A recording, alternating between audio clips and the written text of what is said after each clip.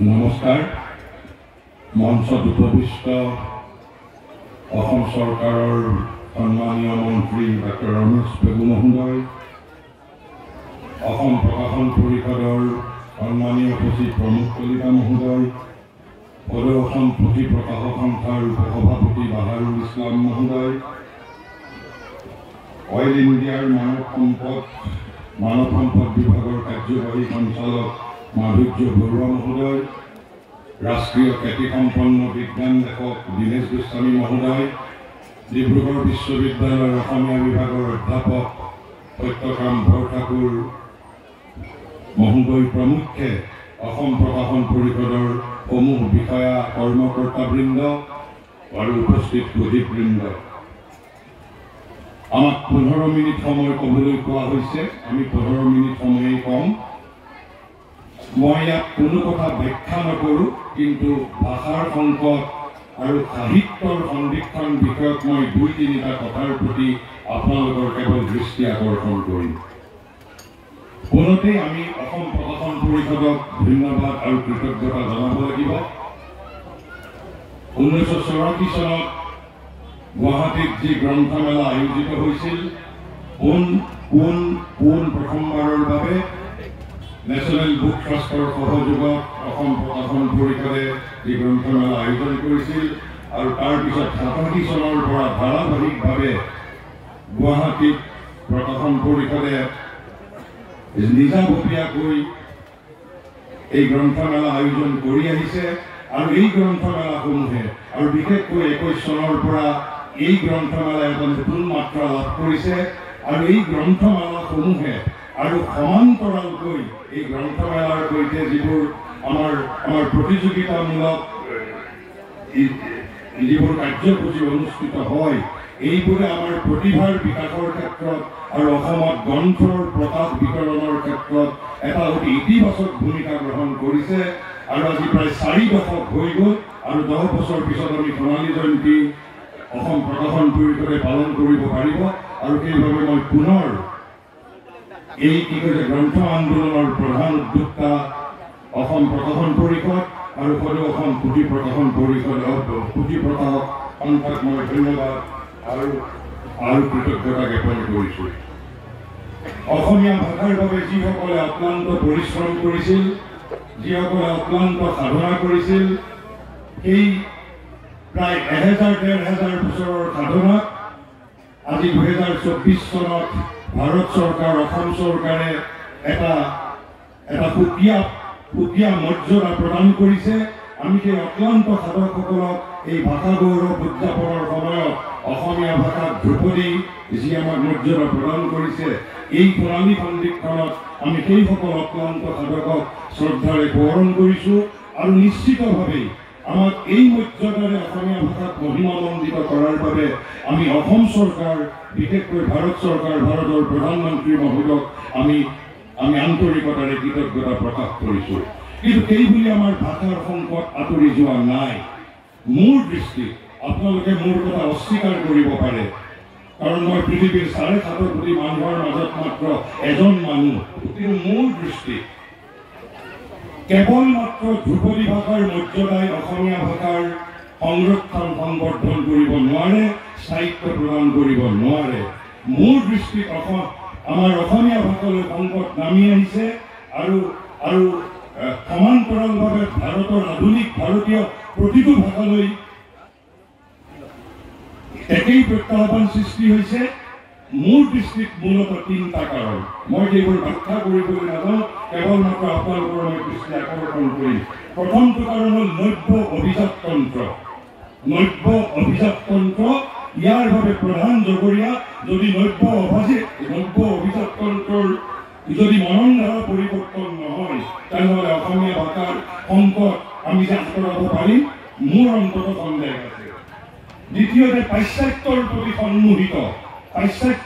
সন্মোহিত অভিভূত আজিও যিটো জীৱন্ত মননধাৰা আমাৰ বিশেষকৈ শিক্ষিত সম্প্ৰদায়ৰ মাজত এতিয়াও বিৰাজ কৰিছে, পাশ্চাত্যৰ প্ৰতি অভিভূত, পাশ্চাত্যৰ প্ৰতি সন্মোহিত, hypnotized by European culture, overwhelmed towards European culture, এই যে সন্মোহিত যিটো আমাৰ শিক্ষিত সমাজ আছে, ভাৰতীয় সংস্কৃতিৰ পৰা বিচ্ছিন্ন যিটো শিক্ষিত সমাজৰ ঔপনিবেশিক মননধাৰা একাংশৰ, এই মননধাৰা যদি পৰিৱৰ্তিত নহয়, আমাক ধ্ৰুপদী ভাষায়ো, ধ্ৰুপদী ভাষাৰ মৰ্যাদায়ো আমাক ৰক্ষা কৰিব নোৱাৰিব।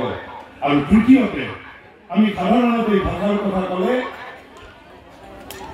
আমি স্থূল ব্যৱহাৰিক জীৱনৰ সীমাবদ্ধতাৰ কথা দবাই দিওঁ যে স্থূল ব্যৱহাৰিক জীৱনৰ বাবে অসমীয়া ভাষাতকৈ আন ভাষাৰ প্ৰয়োজনীয়তা বেছি।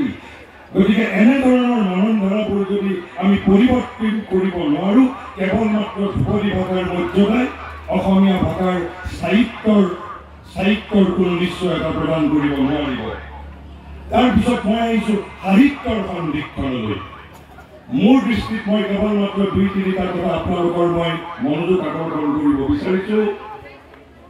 ইয়াত সত্যকাম্বৰ ঠাকুৰ আছে, তেওঁলোকে শ্ৰেণীত পঢ়ুৱাই সমুদ্ৰৰ সিপাৰে কিছুমান সাহিত্যৰ তত্ত্ব সৃষ্টি হয়। সমুদ্ৰৰ সিপাৰে এটা সময়ত সৃষ্টি হৈছিল ধ্ৰুপদী সাহিত্যৰ যুগ, তাৰপিছত আহিল কি, তাৰপিছত আহিল ৰোমান্টিক যুগ, তাৰপিছত আধুনিক যুগ, তাৰপিছত হেনো দেখা দিলে উত্তৰ আধুনিক যুগে, আৰু এতিয়া হেনো উত্তৰ আধুনিক যুগ অতিক্ৰান্ত হৈছে, এতিয়া হেনো উত্তৰ আধুনিকতাৰ যুগ। আৰু আমি পাশ্চাত্যৰ বশীভূত, পাশ্চাত্যৰ প্ৰতি সন্মোহিত যিটো শিক্ষিত বৰ্গ আছে ভাৰতবৰ্ষৰ, আমি যিটো কপি সুলভ মানসিকতাৰে সমুদ্ৰৰ সিপাৰৰ শিক্ষা তত্ত্বসমূহক আমি একেবাৰে পাইকাৰী হাৰত যিটো অনুসৰণ কৰোঁ, পাইকাৰী হাৰত হোলচেল ইমিটেশ্যন, আৰু এই কথাটোৱে ভাৰতীয় সাহিত্যলৈ, অসমীয়া সাহিত্য পঢ়িতে ভাৰতীয় সাহিত্যলৈ ব্যাপক প্ৰত্যাহ্বান সৃষ্টি কৰিছে বুলি মই নিজে ব্যক্তিগতভাৱে মই আন্তৰিকতাৰে অনুভৱ কৰোঁ। কাৰণ ইয়াৰ পৰিণতি স্বৰূপে ভাৰতবৰ্ষৰ যি সাহিত্যৰ সনাতন প্ৰমূল্য আছিল, সেই সনাতন প্ৰমূল্যৰ পৰা আমি ক্ৰমবৰ্ধমানভাৱে বিচ্ছিন্ন হৈ পৰিছোঁ। দ্বিতীয়তে মই আন এটা সাহিত্যৰ তত্ত্ব, ইয়াত যিসকল অধ্যাপক আমাৰ বৰঠাকুৰৰ দৰে আছে তেওঁলোকে বুজি পাব। এটা সাহিত্যত পুনৰ নিৰ্মাণৰ তত্ত্ব এটা নতুনকৈ আৰম্ভ হৈছে, theory of reconstruction. What is that? পুনৰ নিৰ্মাণৰ থিয়ৰী, অৰ্থাৎ মই মহাভাৰত ৰামায়ণক নতুনকৈ পুনৰ নিৰ্মাণ কৰিম। ১০,০০০ বছৰ আগৰ মানসিকতা মোৰ একবিংশ শতিকাৰ মানসিকতা আৰোপ কৰি একবিংশ শতিকাৰ চেতনাৰে মই ১০,০০০ বছৰ আগৰ মই সৃষ্টিক নতুনকৈ নিৰ্মাণ কৰিম। কাৰণ আধুনিক সাহিত্যই মহাকাব্যৰ দৰে, ৰামায়ণ মহাভাৰতৰ দৰে জীৱন্ত কালজয়ী সাহিত্য সৃষ্টি কৰাৰ সামৰ্থ্য কেতিয়াবাই হেৰুৱাই পেলাইছে। গতিকে মই কি কৰিম? মই ৰামায়ণ মহাভাৰতক ৰিকনষ্ট্ৰাক্ট কৰিম, পুনৰ নিৰ্মাণ কৰিম। তাৰ আচল উদ্দেশ্য এটা বিশেষ সামাজিক ৰাজনৈতিক আদৰ্শৰ প্ৰৰোচনাত এই পুনৰ নিৰ্মাণ থিয়ৰীটোৱে গতি লাভ কৰিছে। তেওঁলোকৰ মূল উদ্দেশ্য হ'ল ভাৰতীয় সাহিত্যৰ বিকৃতকৰণ, ৰামায়ণ মহাভাৰতৰ বিকৃতকৰণ। যদি তোমালোকক ৰামায়ণ মহাভাৰতে অনুপ্ৰাণিত কৰা নাই, তোমালোকে ৰামায়ণ মহাভাৰত দলিয়াই পেলোৱা, তোমালোকে নতুন মহাকাব্য সৃষ্টি কৰি লোৱা। কিন্তু আধুনিক মনিষাই নতুন মহাকাব্য, কালজয়ী যুগজয়ী মহাকাব্য সৃষ্টি কৰাৰ ক্ষমতা নাই। কাৰণ এই মগজ খোৱা মন আৰু মগজুৰে তেওঁলোকে মহাকাব্যক বিশ্লেষণ কৰাৰ দৃষ্টতা প্ৰদৰ্শন কৰিছে, আমাৰ ভাৰতীয় সাহিত্যক বিকৃত কৰিছে। আৰু সেইবাবে মই আপোনালোকৰ কেৱল মাত্ৰ দৃষ্টি আকৰ্ষণ কৰিছোঁ, এই পুনৰ নিৰ্মাণ তত্ত্বৰ প্ৰতি আপোনালোক সচেতন হৈ থাকক। আৰু তাৰপিছত এটা বিশেষ কথাৰ প্ৰতি মই আকৰ্ষণ কৰিছোঁ, যিসকল ইয়াত অভিভাৱক আছে, আপোনালোকে অন্ততঃ আন বিষয়ৰ কথা মই বাদ দিছোঁ, ভাৰতীয় সংস্কৃতি বিষয়ক, ৰামায়ণ মহাভাৰত বিষয়ক ইংৰাজী কিতাপ আপোনালোকৰ ল'ৰা ছোৱালীক পঢ়োৱাৰ আগত সেই লেখকজনৰ মননধাৰাৰ বিষয়ে অলপ জানি লওক। মই বিশেষভাৱে দুজন লেখকৰ কথা কৈছোঁ। এজন জনৈক পাটনায়ক, তেওঁ আজিকালি ৰামায়ণ মহাভাৰতৰ বিষয়ে বহু কিতাপ লিখে, দময়ন্তী, সাবিত্ৰী, সীতাৰ ওপৰত কিতাপ লিখে, সম্পূৰ্ণ বিকৃত কৰি। কিন্তু আমাৰ যিসকল ইংৰাজী মাধ্যমৰ ছাত্ৰ ছাত্ৰীসকল যথেষ্ট আকৰ্ষিত হয়, তেওঁৰ ইংৰাজীটো খুব ভাল। আনকি তেওঁ এনে দৃষ্টতা প্ৰদৰ্শন কৰিছে, তেওঁ এখন গীতা লিখিছে, গীতাখনৰ নাম দিছে মাই গীতা, মোৰ গীতা। অৰ্থাৎ এতিয়া আমি আধুনিক কোনোবা জনৈক পাটনায়কৰ গীতাও পঢ়িব লাগিব। গতিকে ইংৰাজী ভাষাত ৰচিত ৰামায়ণ মহাভাৰত বিষয়ক গ্ৰন্থসমূহ পঢ়োঁতে আপোনালোকে অলপমান মনোযোগ দিয়াটো মই উচিত বুলি মই আন্তৰিকতাৰে বিশ্বাস কৰোঁ। আৰু একেবাৰে শেষত এই যে সাহিত্যৰ সংৰক্ষণে কিয় দেখা দিছে, সাহিত্যৰ যিবোৰ সনাতন প্ৰমূল্য, এই সনাতন প্ৰমূল্যৰ বিষয়ে আমাৰ তাকৰীয়া সীমাবদ্ধ আলোচনা, এই তাকৰীয়া সীমাবদ্ধ আলোচনাই আমাৰ সাহিত্যৰ সনাতন প্ৰমূল্যৰ প্ৰতি বিৰাট প্ৰত্যাহ্বান সৃষ্টি কৰিছে। আৰু একেবাৰে শেষত আন এটা কথাৰ প্ৰতি দৃষ্টি আকৰ্ষণ কৰিছোঁ। আমাৰ বহুতে ভাবিব পাৰে যে আমাকতো ৰাজনীতি, সমাজনীতি, অৰ্থনীতিয়ে বহু কিবা কিবি দিছে, সাহিত্যক কিয় গুৰুত্ব দিব লাগে, সাহিত্যই কি দিছে মানৱ জাতিক? মই কেৱল আপোনালোক সাহিত্যৰ অনুৰাগী হিচাপে মই স্পষ্টভাৱে কৈছোঁ, মই ব্যাখ্যা কৰিবলৈ নাযাওঁ। এই যে বৰ্বৰ যুগৰ পৰা, দাস প্ৰথাৰ পৰা, বৰ্বৰ যুগৰ পৰা আমি এই সমৃদ্ধ মানৱ সমাজ আমি যে পালোঁ, তাৰ বলত পালোঁ। ৰাজনীতিয়ে পৰিৱৰ্তন কৰিলে নে সমাজনীতিয়ে পৰিৱৰ্তন কৰিলে, নে এই আমাক বৰ্বৰ সমাজৰ পৰা দাস প্ৰথা থকা সমাজৰ পৰা আজিৰ এই সমৃদ্ধ সমাজ ব্যৱস্থালৈ আমাক অৰ্থনীতিয়ে এই পৰিৱৰ্তনত যুগান্তকাৰী ভূমিকা গ্ৰহণ কৰিছে? মুঠেও নহয়। মই আপোনালোকক স্পষ্টভাৱে কৈছোঁ, মোৰ কথা নহয়। মই যিজনৰ শিক্ষাৰে শিক্ষিত হৈছোঁ, মাটিৰ পৃথিৱীত দিব্য জীৱনৰ স্বপ্নদ্ৰষ্টা মহাযোগী মহাৰিষি শ্ৰী অৰবিন্দৰ এখন কিতাপ নেশ্যনেল ভেলু অফ আৰ্ট, শিক্ষাৰ জাতীয়, কলাৰ জাতীয় মূল্য, তাত তেওঁ স্পষ্টভাৱে কৈছে, যেতিয়া মানুহৰ হৃদয় বৃত্তি বিকশিত হৈছিল, হাৰ্ট ফেকাল্টি, হৃদয় বৃত্তি, আৰু তাৰ সৈতে ৰিলিজিয়ন, আমি ৰিলিজিয়নক যিমানেই নিন্দা নকৰোঁ কিয়, ৰিলিজনে তাৰ ইতিহাসৰ এটা সময়ত যি আমাক অৱদান দিব লাগে সেই অৱদান আগবঢ়াই থৈ দিছে। Religion, ethics and philosophy coupled with developed heart faculty, হৃদয় বৃত্তি, দৰ্শন, নীতিবোধ আৰু ধৰ্ম ঠিক মই ধৰ্ম শব্দটো নকওঁ, মই ইয়াত ৰিলিজন শব্দটো কৈছোঁ।